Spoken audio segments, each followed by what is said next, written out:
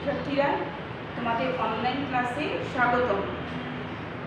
আমি মানান high school and কলেজের সহকারী শিক্ষক মুনা আক্তার। আমি তোমাদের ক্লাস নিব আজকে অষ্টম শ্রেণী। আজকের বিষয় হচ্ছে, পাঠের বিষয় হচ্ছে বাংলা। বাংলায় আমি কবিতা সম্পর্কে তোমাদের জানাবো। বাংলার কবিতাটি আমি যেটা নারী, কবিতার নাম হচ্ছে নারী, আর কবিতাটি লিখেছে হচ্ছে কাজী নজরুল ইসলাম। প্রথমে আমি তোমাদের কবিতাটি পড়ে শোনাবো এবং বুঝিয়ে দেব। তোমরা সবাই মনোযোগ দিয়ে শোনো। নারী, কাজী নজরুল ইসলাম। সাম্যের গান গাই, আমার চোখে পুরুষ রমণী, কোনো ভেদাভেদ নাই। বিশ্বের যা কিছু মহান চিরসৃষ্টি কল্যাণকর, অর্ধেক তার করিয়াছে নারী, অর্ধেক তার নর। বিশ্বে যা কিছু এলো পাপ তাপ বেদনা অশ্রুবাড়ি, অর্ধেক তার আনিয়াছে নর, অর্ধেক তার নারী। জগতের যত বড় বড় জয়, বড় বড় অভিযান, মাতা ভগ্নী ও বধূদের দেহে হয়েছে মহিয়ান। কোন রণে কত খুন দিল নর, লেখা আছে ইতিহাসে। কত নারী দিল সিঁথির সিঁদুর, লেখা নাই তার পাশে। কত মাতা দিল হৃদয় উঠে, কত বোন দিল সেবা। বীরের স্মৃতি স্তম্ভের গায়ে লিখিয়া রেখেছে কেবা। কোনো কালে একা হয়নি জয়ী, পুরুষের তরবারি প্রেরণা দিয়েছে, শক্তি দিয়েছে বিজয়ী লক্ষ্মী রানী। সে যুগ হইয়াছে বাসি, যে যুগে পুরুষ দাস ছিল, নারীরা আসিল দাসী। বেদনার যুগ মানুষের যুগ, সাম্যের যুগ আজি। কেহ রহিবে না বন্দি কাহারও, উঠিছে ডঙ্কা বাজি। নর যদি রাখে নারীরে বন্দি, তবে এর পর যুগে আপনারই রচা ওই কারাগারে পুরুষ মরিবে ভুগে।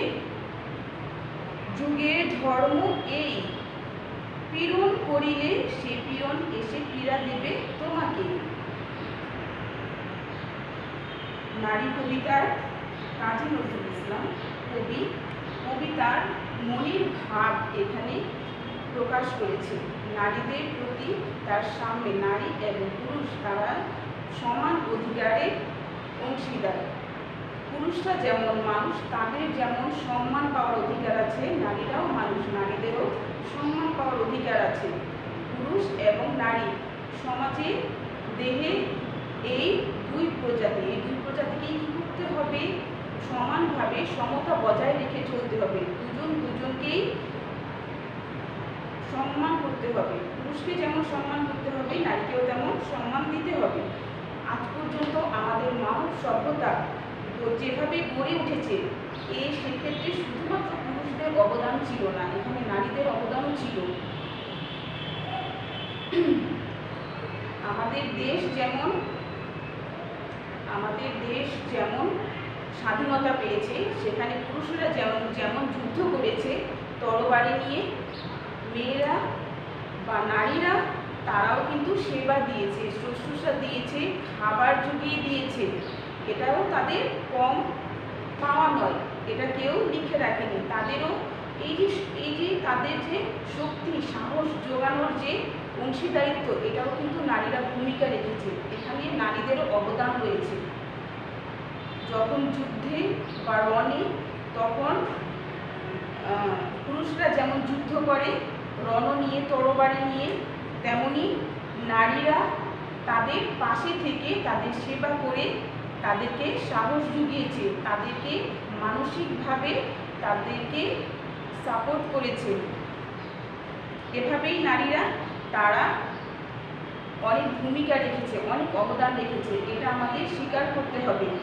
অনেক আগে ছিল যে যুগ ছিল, যখন ছিল যে মানুষ নারীদের অনেক অবহেলা করতো, একদম অত্যাচারের যুগ ছিল, ব্যভিচারের যুগ ছিল। ওই সময়টা এখন আর নেই, ওই সময়টা অন্ধকারের যুগ ছিল, ওই সময়টা চলে গেছে। এখন হচ্ছে মানব সভ্যতার সময়। এখন মানুষ মানুষকে মানুষ হিসেবে তাকে সমানভাবে সম্মান করবে, তার অধিকার এবং মর্যাদা সম্পর্কে সচেতন হবে। এজন্য যদি পুরুষেরা পীড়ন দেয় বা ব্যথা দেয়, তাহলে সেই ব্যথার আঘাতে পুরুষরাও জর্জরিত হবে।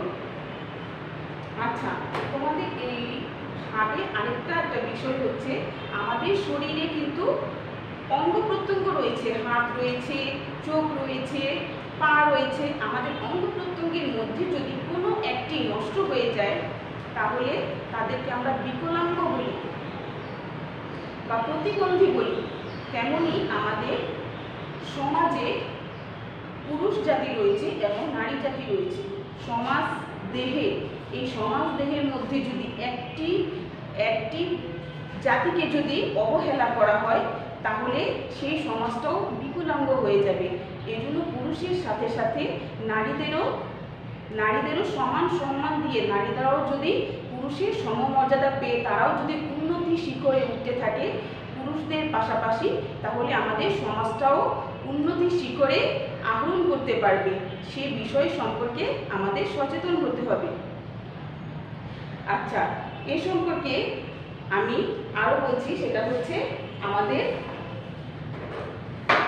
আমাদের কিছু রয়েছে, সেটা হচ্ছে আমাদের মূল ভাবের মধ্যে রয়েছে পাঠ পরিচিতি। পাঠ পরিচিতির মধ্যে সবাই দেখো, নারীর কবিতাটি কাজী নজরুল ইসলামের সাম্যবাদী কাব্যগ্রন্থ থেকে সংকলিত হয়েছে। সাম্যবাদী কবি নরনারী উভয়কেই মানুষ হিসেবে দেখেন। তিনি জগতে নর ও নারীর সাম্য বা সমান অধিকার অবস্থান। তার মতে পৃথিবীতে মানব সভ্যতার নির্মাণে নারী ও পুরুষের সমান অবদান রয়েছে, কিন্তু ইতিহাসে মানুষের বা পুরুষের অবদান যতটা লেখা রয়েছে, নারীর অবদান ততটা লেখা হয়নি। কিন্তু এখন দিন হয়েছে সম অধিকারের, তাই নারীর উপর নির্যাতন চলবে না, তার অধিকারকে ক্ষুণ্ণ করা চলবে না। নারী পুরুষ সবাইকে সুন্দর ও উজ্জ্বল ভবিষ্যৎ রচনা করতে হবে সম্মিলিতভাবে। এখন দেখো, আমাদের কিছু শব্দার্থ রয়েছে, যেমন সাম্য।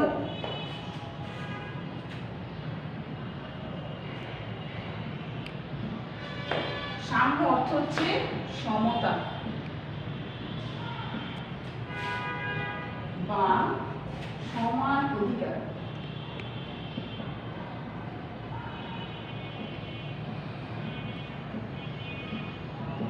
সমান অধিকার। মহিয়ান অর্থ সুমহান।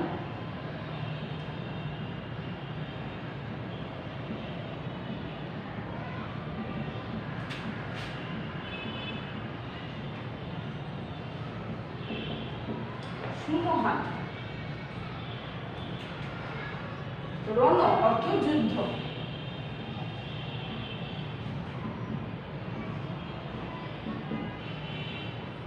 রণ অর্থ যুদ্ধ।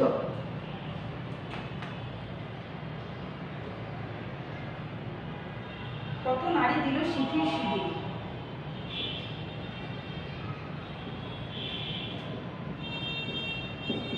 দিল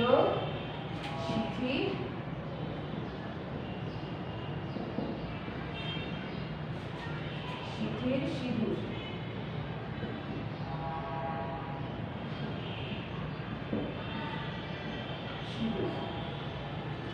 অর্থ হচ্ছে অসংখ্য নারী স্বামীকে হারিয়েছে।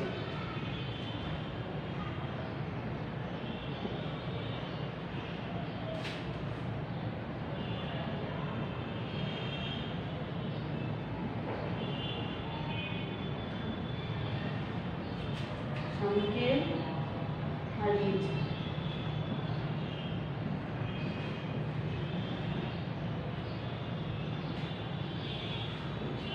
হারিয়েছে। কত মাথা দিল হৃদয়ে উঠল।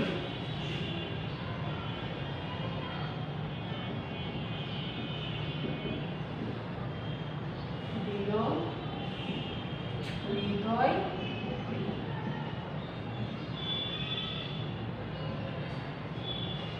হৃদয় ভরা মমতা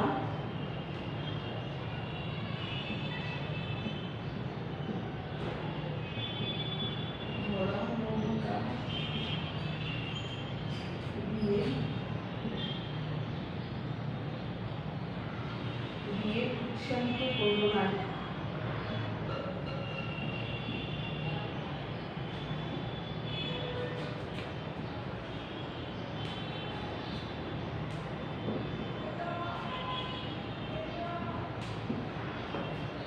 উৎসাহিত করলো নারী। আচ্ছা, বিজয়ী লক্ষ্মী রানী।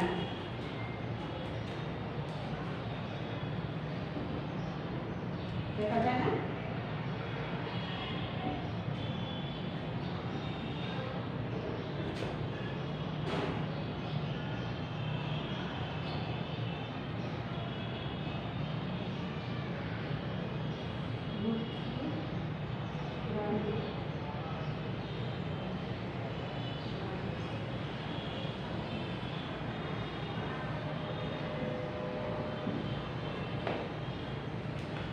জয়ের নিয়ম দেয়।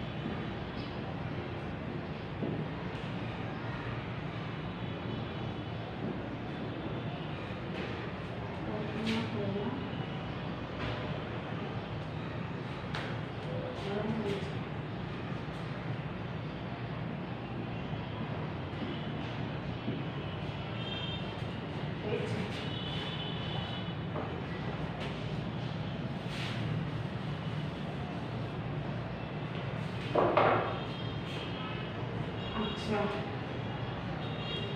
ডঙ্কা অর্থ জয় ডাক।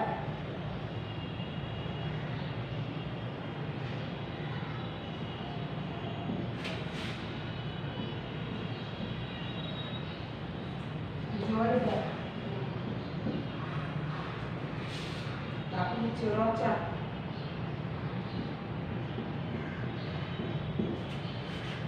রচনা করেছে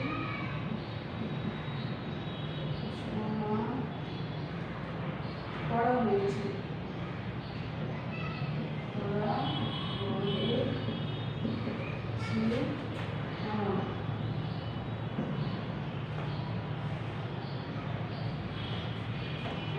পীড়ন।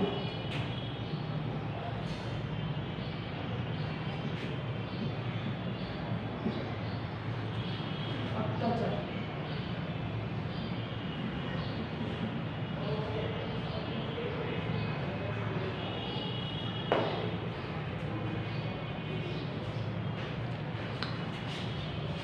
পীড়া।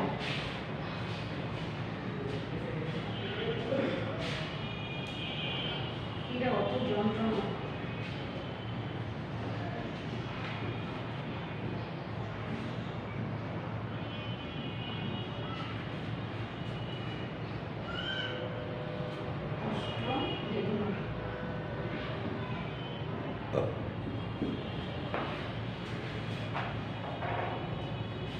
আচ্ছা দেখো, ডঙ্কা অর্থ হচ্ছে জয় ডাক। রচনা করা হয়েছে বা যা লেখা হয়েছে সেটাকে বোঝানো হয়েছে। পীড়ন মানে হচ্ছে অত্যাচার। পুরুষেরা সাধারণত নারীদেরকে শারীরিকভাবে এবং মানসিকভাবে নির্যাতন করে এবং অত্যাচার করে, সেটাকে বোঝানো হয়েছে। রণ অর্থ যুদ্ধ। যুদ্ধক্ষেত্রে শুধু পুরুষের তরবারি কাজ করেনি, সেখানে নারীরাও অনেক সময় অংশগ্রহণ করেছে।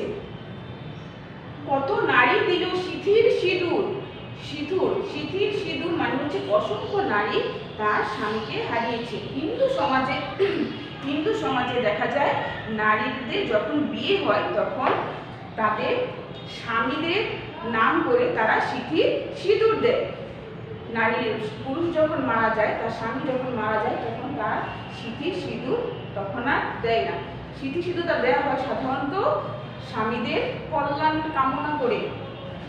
সেজন্য যখন তার স্বামী মারা যায় তখন তারা আর শিথির সিঁদুর দেয় না। সেজন্য বলা হয়েছে যখন স্বামী তার মারা গিয়েছে, তখন তার সিঁদুরও হারিয়েছে, সিঁদুরও তার দেয়া বন্ধ হয়ে গেছে। কত মাথা দিল হৃদয় উপরি, কত মাথা দিল হৃদয় উপরি। অনেক মা তারা কি করেছে, এই যারা রণক্ষেত্রে গিয়েছে তাদেরকে হৃদয় দিয়ে, ভালোবাসা দিয়ে তাদেরকে উৎসাহিত করেছে, তাদেরকে মমতা দিয়ে তাদেরকে আগলে রেখেছে, সেটাকে বোঝানো হয়েছে। বিজয়ী লক্ষ্মী নারী, জগতের যে নিয়ন্তা দেবী হিসেবে তাদেরকে কল্পনা করা হয়েছে।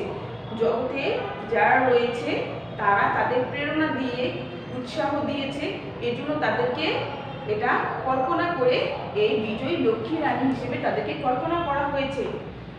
পীড়া, পীড়া মানে হচ্ছে যন্ত্রণা, কষ্ট, বেদনা। এই যন্ত্রণা, কষ্ট, বেদনা সাধারণত পুরুষ সমাজ নারী সমাজকে দিয়ে থাকে। এই যন্ত্রণা, বেদনা এগুলা দেয়া কি করতে হবে, বন্ধ করতে হবে। এখন আমরা দেখব লেখক পরিচিতি। লেখক পরিচিতির মধ্যে রয়েছে লেখক কখন জন্মগ্রহণ করেছে এবং কখন মৃত্যুবরণ করেছে, সে সম্পর্কে আমরা এখন জানবো। ঠিক আছে? আচ্ছা, আমরা কি করব, আমরা কবির পরিচয় সম্পর্কে জানবো। জন্ম পরিচয়, কবির জন্ম পরিচয় হচ্ছে, কবির জন্ম পরিচয় কবি কাজী নজরুল ইসলাম 1899 24 মে পশ্চিমবঙ্গের বর্ধমান জেলা আসানসোল মহকুমা চুরুলিয়া গ্রামে কাজী এবং সম্ভ্রান্ত পরিবারে তার জন্ম হয়। খুব ছোট সময় তার বাবা মা মারা যায়, সেই জন্য তাকে সবাই দুঃখু বলে ডাকত, এই জন্য তার ডাকনাম ছিল দুঃখু মিয়া। সাহিত্যকর্ম, সে 1919 সাল থেকে সাহিত্য কর্ম রচনা করা শুরু করেছিল। সে খুব বেশি দূর পড়তে পারেনি, সে শুধুমাত্র দশম শ্রেণী পর্যন্ত অধ্যয়নরত ছিল। তারপর টাকার অভাবে, দারিদ্রতার কারণে তার লেখাপড়া ছেড়ে দিতে হয়েছিল। সে বিভিন্ন ধরনের কবিতা, সঙ্গীত, নাটক, উপন্যাস ইত্যাদি রচনা করেছেন। বিখ্যাত গ্রন্থগুলোর নাম হচ্ছে অগ্নিবীণা, বিষের বাসী, সাম্যবাদী, সর্বহারা, রিক্তের বেদন, চক্রবাক ইত্যাদি বিখ্যাত সব কবিতা, গান, উপন্যাস তিনি রচনা করেছেন। এই গ্রন্থগুলো তিনি রচনা করে অনেক বিখ্যাত হয়েছেন। জীবনাবাসন, 1976 সালে 29 আগস্ট ঢাকায় তিনি মৃত্যুবরণ করেন এবং তাকে ঢাকা বিশ্ববিদ্যালয়ের মসজিদের পাশেই তাকে সমাবর্তন করা হয়েছিল। এখন আমরা জানব, আমরা যা শিখলাম সে সম্পর্কে আমাদের যে শিক্ষণ ফল, আমাদের শিক্ষণ ফলগুলো আমরা এখন জানব। সেটা হচ্ছে আমরা কবির সম্পর্কে আমরা জানতে পেরেছি। এছাড়া রয়েছে আমরা নারীর প্রতি আমাদের সহানুভূতিশীল হতে হবে, সে সম্পর্কে আমরা জানতে পেরেছি। এবং মানব সভ্যতায় নারীদের যে কতটুকু অবদান রয়েছে, নারীদের যে সমান অধিকার রয়েছে সে সম্পর্কে আমরা জানতে পেরেছি। কাজী নজরুল ইসলাম সমৃদ্ধভাবে সব নারীদের প্রতি শ্রদ্ধাশীল হতে বলেছেন, সেই সম্পর্কেও আমরা জানতে পেরেছি। আজকে আমার ক্লাস এ পর্যন্তই। সবাই ভালো থাকবে, সবার শুভ কামনা করে আজকে আমি শেষ করছি। আল্লাহ হাফেজ।